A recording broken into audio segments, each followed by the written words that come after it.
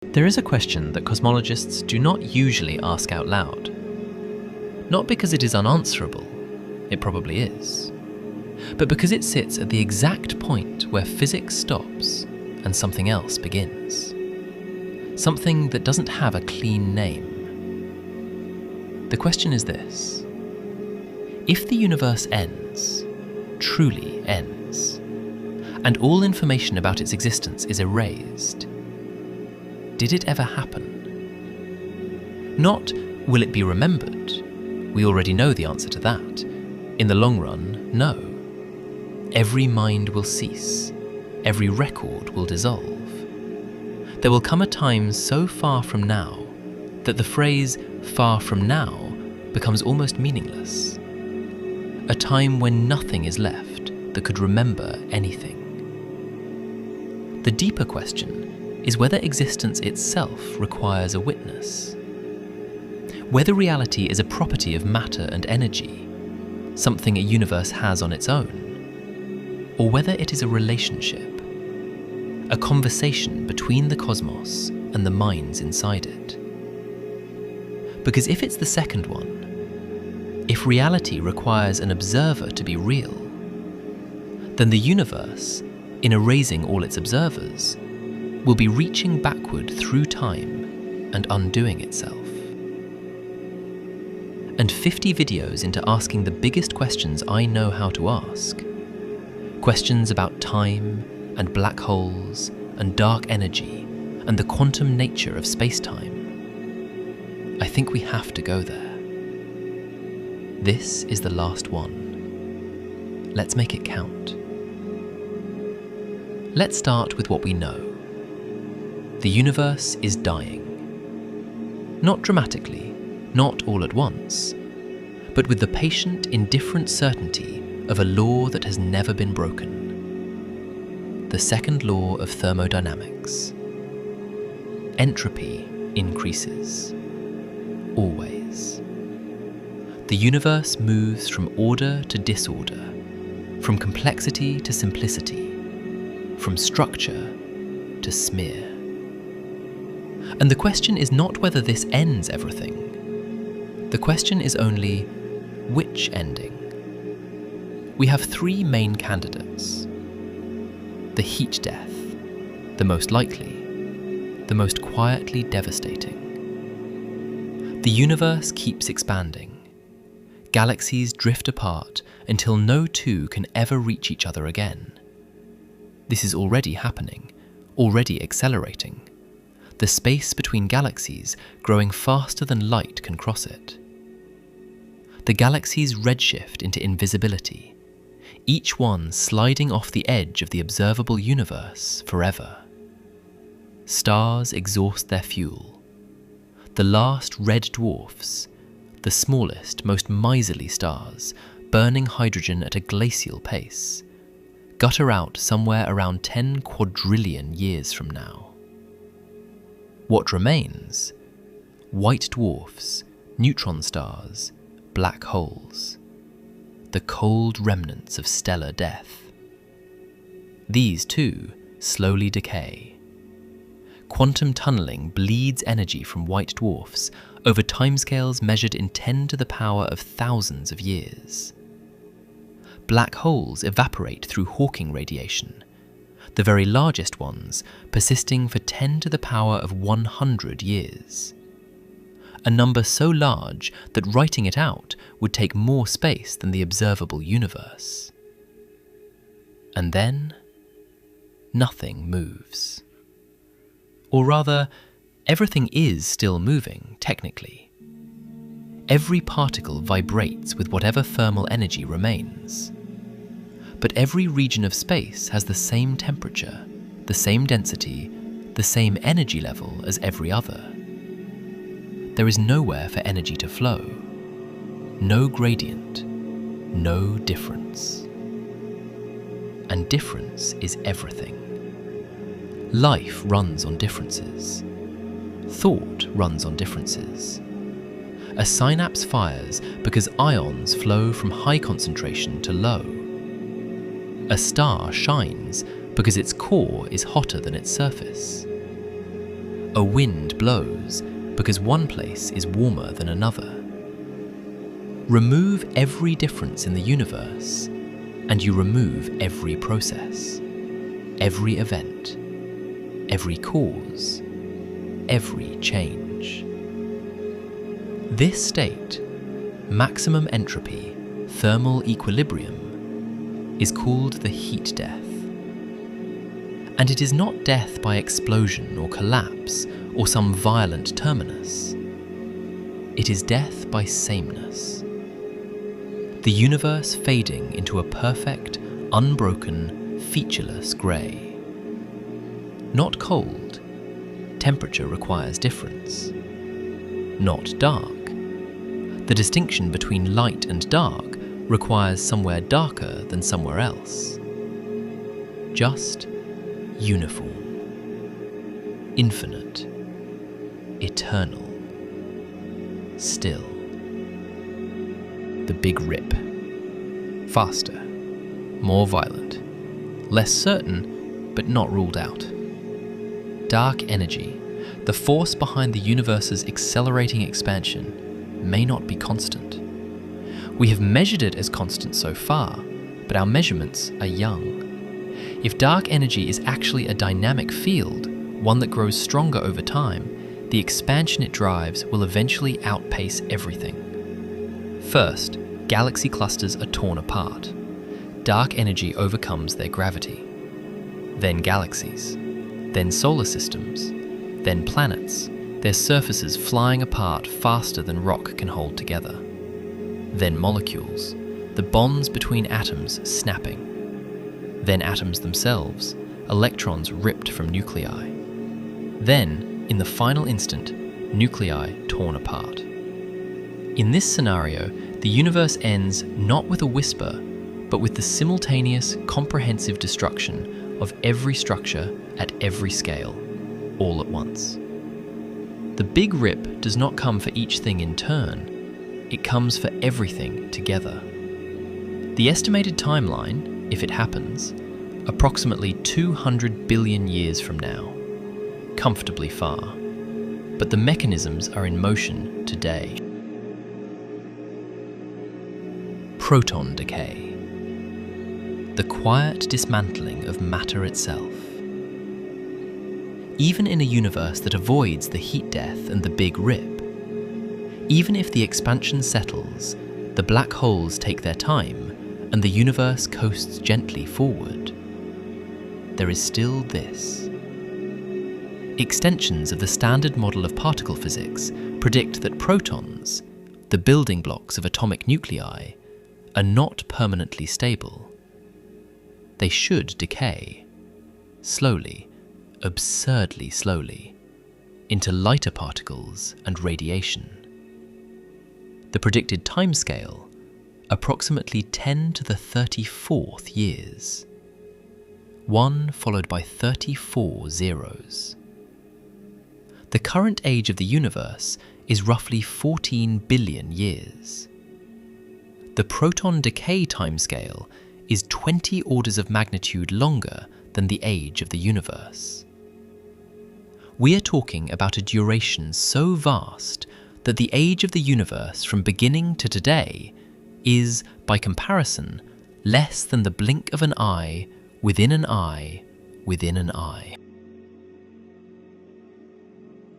And yet, every proton, every neutron, every atom that ever formed, in supernovae and nebulae, in the oceans of young planets, in the cells of every organism that ever drew breath, eventually dissolves into a faint haze of electrons and photons. After proton decay, matter does not exist, not transformed into something else, not rearranged, gone. And here is where our question begins to get sharp. Because we have been talking about structures, stars, molecules, atoms. These dissolve. We accept that. Structure is impermanent. Everything built eventually unbecomes. But physics has something far more radical to say. Something about what, if anything, survives even when structure is gone. Because destroying a structure and destroying the information about that structure may not be the same thing. And that distinction between the thing and the record of the thing is where physics ends and the deepest question begins.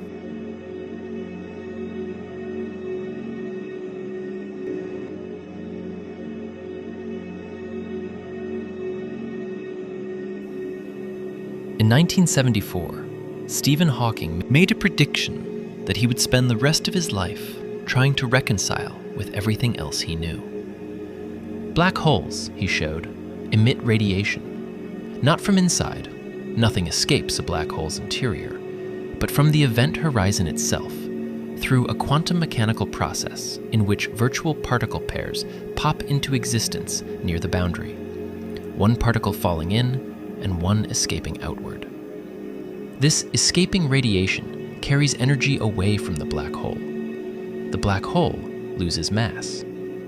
Slowly, over timescales that make the age of the universe seem brief, but it loses it. Eventually, a black hole evaporates completely.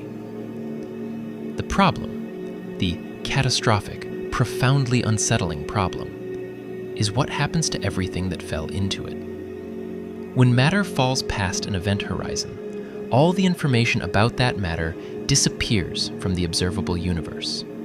The quantum states of every particle, the exact configuration of every atom, in every molecule, in every structure that spiraled in. All of it sealed behind a boundary from which nothing returns. When the black hole evaporates through Hawking radiation, that radiation is, to a first approximation, random, thermal. It carries no discernible record of what fell in. A library falls in, a star falls in, a civilization falls in. From the outside, the radiation looks the same. The information about all of it appears to be destroyed. This is the black hole information paradox. And it is not just a puzzle about black holes. It is a direct challenge to one of the deepest principles in all of physics. Quantum mechanics, the most precisely tested and experimentally verified theory in the history of science, has a law at its mathematical core. Information is conserved. The total quantum information in a closed system never decreases. You can scramble it into forms that are practically impossible to decode. You can spread it across the universe in entangled correlations too subtle for any realistic measurement. But you cannot destroy it. This is not a preference or a postulate. It follows mathematically from the way quantum systems evolve. It is called unitarity. And if black holes violate it, quantum mechanics, the foundation on which virtually all of modern physics rests, is wrong. If quantum mechanics is right, information is indestructible. Hawking himself, for decades, thought the paradox meant quantum mechanics was wrong at the extreme scales near a black hole singularity. Late in his life, he changed his mind. Most physicists today believe unitarity holds, that information is not destroyed, only scrambled so thoroughly that recovering it from Hawking radiation would require a computation of incomprehensible complexity. The information is there, technically. Which brings us to something even stranger: the holographic principle. In the 1990s, building on work by Jacob Bekenstein on black hole entropy and insights from Gerard 't Hooft and Leonard Susskind, physicists arrived at a remarkable insight. The amount of information that can be contained in a region of space is not proportional to its volume. It is proportional to its surface area. Read that carefully. The information content of a three-dimensional region scales with its two-dimensional boundary. The implication is staggering. Our three-dimensional universe, with all its stars, galaxies, planets, minds, history, and complexity, may be mathematically equivalent to a two-dimensional encoding of information on a distant boundary surface. Not a simplification of the three-dimensional version. An exact equivalence. A different description of the same physical reality. One in which our three-dimensional space is emergent, like a holographic image cast by information encoded on a flat surface. This is not a fringe speculation. The ADS/CFT correspondence, a mathematical framework linking gravitational physics in a higher dimensional space to quantum field theory on its lower dimensional boundary, is one of the most studied and mathematically productive results in theoretical physics of the past 30 years. And what it suggests, what the combination of unitarity and holography suggests, is that even when all physical structure is gone, the information may not be. Even after heat death has flattened every energy gradient, even after Hawking radiation has evaporated the last black hole, even after every proton has decayed, the quantum information about the entire history of the universe might persist. Spread into the correlations of photons, encoded in the subtlest fluctuations of otherwise empty space, present in the entanglement structure of a universe that, to any classical observer, looks like nothing at all. Not readable, not accessible, not useful to any conceivable mind, but there. So let's hold two things at once. One, all physical structure ends. All energy gradients flatten. All complexity dissolves. Everything we would call the universe, in the sense of things happening, things existing, events occurring, comes to an end. 2. Quantum information, if unitarity holds, is conserved. The record of the universe's existence might persist in encoded, maximally scrambled, physically inaccessible form, long after any structure, any process, any observer is gone. Does this answer our question? Does it mean the universe remembers itself? I want to say yes. I want that to be comforting. I want the preservation of information to mean the preservation of meaning. But I think, if we are honest, we have to go further. Let's ask the question that physics cannot answer. If the universe's information is preserved, encoded in maximally scrambled quantum correlations across empty space, carried in the radiation of long evaporated black holes, but no mind can ever read it, is it real? Is a record that no one can ever read still a record? This is not a physics question. It is a question about what we mean by real. And it turns out, we've been using that word to mean two different things. And at the end of everything, the difference between them becomes the whole question. There is ontic reality, reality as a property of the universe, independent of observers. Things exist because they exist. The laws of physics obtain whether or not anyone is watching. A supernova explodes in an empty galaxy 1 billion years before life appears anywhere. And that supernova was real. It happened. It scattered its elements. It changed the composition of that galaxy forever. Its reality requires no witness. And there is epistemic reality. Reality as it intersects with knowledge, observation, the capacity to be experienced or known. On this view, a universe that is permanently and totally sealed from any possible observation has no meaningful claim to existence in any sense that matters to anything. Existence without witness is what, exactly? A definition, a formalism, a name for nothing. Physicists almost universally take the first view. The universe is real. Its laws obtain. Quantum fields evolve. All of this proceeds whether anyone is watching or not. The universe does not require our permission to exist. But there is a catch. a catch that quantum mechanics itself planted, and that we have not fully dug out, and that may not be fully dug out for a very long time. The measurement problem. In quantum mechanics, systems exist in superpositions of multiple possible states until they interact with a measuring apparatus, until they are, in some sense, observed. This interaction, the collapse of the wave function, or whatever it is that actually happens, converts indefinite quantum possibilities into definite classical outcomes. The many worlds interpretation says, no collapse ever occurs. Every outcome happens. The universe branches endlessly. And what we call measurement is our becoming correlated with one branch among many. No special role for observers. Everything is just physics. The Copenhagen Interpretation says, the wave function is a calculational tool, not a real object. Reality is what is measured.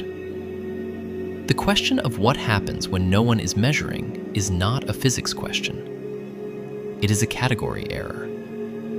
Objective collapse models say, there is a real physical collapse mechanism, independent of observers, that kicks in at a certain scale. The universe is ontic all the way down. Other interpretations exist. New ones keep being proposed.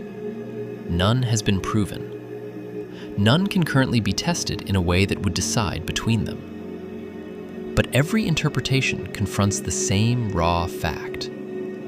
Quantum mechanics, as formulated, has a structural relationship between its description of a system and the act of observing it that classical physics never had. Whether the observer is fundamental to quantum reality or merely incidental to it is genuinely, honestly, uncomfortably open. And so our question sharpens. Was the universe real before observers existed? Will it be real after all observers are gone? The honest answer is, we do not fully know what real requires. Let me try to put the weight of this clearly. The universe is 13.8 billion years old. For the overwhelming majority of that time, the first 9 billion years or so, it contained no observers. Stars formed and exploded in empty sky, with no eye to see them and no mind to register their light. Galaxies collided in slow-motion cataclysm, sending billions of stars spraying into new orbits, and there was nothing to witness it. The Earth itself formed 4.5 billion years ago, and for the first 500 million years was a world of molten rock and bombardment, devoid of anything alive. Were those events real? We are strongly inclined to say yes. Of course they were real. We have evidence. The light from ancient stars still reaches us. The heavy elements forged in those stellar cores are in our bodies right now. The craters from ancient impacts are still visible on the surface of the moon. The reality of those events is downstream of us in a causal chain we can trace backward with extraordinary precision. But trace further back, before any rocky planet complex enough to support chemistry, before the first self-replicating molecule, before the first nervous system, before the first photon was processed in something we could call an experience.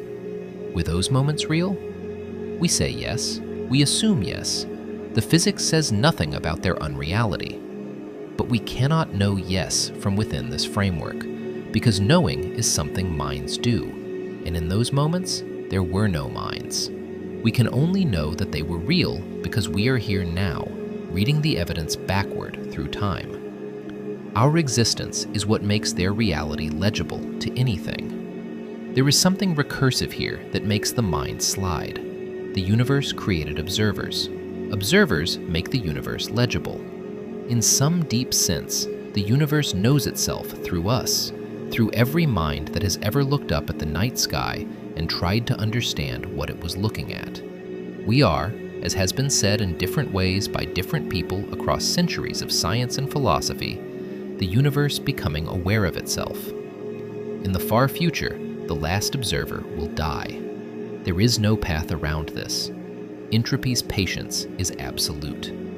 Maybe it happens on the last life-bearing world in a galaxy that has long since drifted out of contact with all neighbors. Maybe the last observer is something we would not recognize as consciousness, a diffuse, cold process running on the final trickle of an energy gradient too faint for us to imagine calling usable. Maybe it is something entirely beyond our capacity to envision. But there will be a last one, and in the moment of that ending, in the final cessation of the final experience, the universe will lose something it has never before lost and will never recover. Not just a mind, not just an observer. It will lose the only thing that was ever experiencing it. From that point forward, the difference between the universe existing and the universe not existing will mean nothing to the universe, because meaning was always ours to make. It was never a property of the vacuum. Now, I want to be precise here, because this is exactly the kind of territory where honest difficulty can slide into melodrama, into a performance of cosmic sadness that is more about the performance than the sadness. The universe does not need us to exist. It did not ask for witnesses. Quantum fields will interact in the cold dark of maximum entropy with the same mathematical precision they demonstrated in the first seconds after the Big Bang. The laws will hold. Physics will obtain. The question is not whether the universe will continue to be. The question is whether it will continue to matter. And mattering, in every sense of the word, in every sense we have ever deployed it, requires a mind. There is no mattering without something that matters things. There is no meaning without a meaning maker. The universe does not find itself interesting. We find it interesting. We always were the interesting part. So we arrive at the final answer, or rather, the final form of the question. When the universe ends, truly ends, and the last observer is gone, and the information has been scattered to maximum entropy, or encoded in inaccessible quantum correlations, or simply surrendered to a dark so complete and permanent that even the word dark becomes meaningless. Was any of it real? Here is what I think. I think real is the wrong word. Not because it fails to apply, but because it is doing two incompatible jobs at once, and at the end of everything, those two jobs finally pull apart and cannot be reconciled. In the ontic sense, yes, the universe was real. Stars fused hydrogen into helium, and that fusion was real. Planets formed and cooled, and in a handful of remarkable cases, in the thin, habitable skin of a tiny number of worlds orbiting average stars, something began to move and replicate, and eventually to think. And that was real. Every thought was real. Every moment of wonder was real. Real in every physical, causal, verifiable sense. It happened. The causal chain leads from the Big Bang to this moment, and every link in that chain was forged in the real. But in another sense, the sense that asks not did it happen, but does it mean anything? We are not looking for a property of space-time. We are looking for a relationship. And we are the other end of that relationship. We always were. The universe is real because we are in it, and we have called it so. That calling, that act of witness, is not a small thing. It is not a footnote to the physics. It is, in some strange and not fully articulable way, the physics' greatest achievement. Not galaxies, not black holes, not the billion-year nuclear burning in stellar cores, though all of that was necessary to get here. This, the fact that a universe that began as a hot, featureless plasma managed over 13.8 billion years of cooling and clustering and burning and dying and exploding and reforming to produce something that looks back at it and says, I see you. I know you. You were here. The universe told its own story through us. We were the ending it was always building toward. And for a while, a cosmically brief, unrepeatable, luminous while, it worked. The universe was known. I started this channel with a simple premise. The universe is too interesting not to understand, and too vast not to feel small in front of. I am not sure I understand it better. I am sure I feel smaller. But smaller in a way that is not diminishing. Smaller the way a person feels standing at the edge of the Grand Canyon, or in a cathedral on a winter morning, or on a clear, dark night in a field with no light pollution anywhere. The Milky Way actually visible as a thing you are inside, not a smudge, but a structure. And you finally let yourself feel what you are looking at. Smaller, because the thing you are inside of is enormous. And you are inside it. You are it, actually. You are the universe paying attention to itself, for a moment, in this particular shape. Here is the last thing. The universe will end. Everything in it will end. The last mind will close, and after that, there will be no more questions, because questions are things minds ask, and minds will be gone. But right now, in this moment, wherever you are, this is happening. You are here.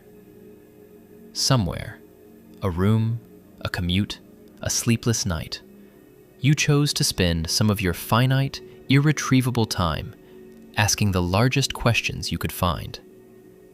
And that is not nothing. It is not a small thing. It is not a distraction from the serious business of being alive. It is the serious business of being alive. Every time you have looked at the night sky and felt something move in you, that is the cosmos doing the only thing that lifts reality above mere physics. Witnessing itself. The universe will forget us. Everything will be forgotten. The record will be scrambled beyond recovery, or dissolved into quantum noise, or simply released into a silence so complete that the word silence will no longer apply. But we were here, and we looked. And for a little while, looking was enough. Thank you for watching.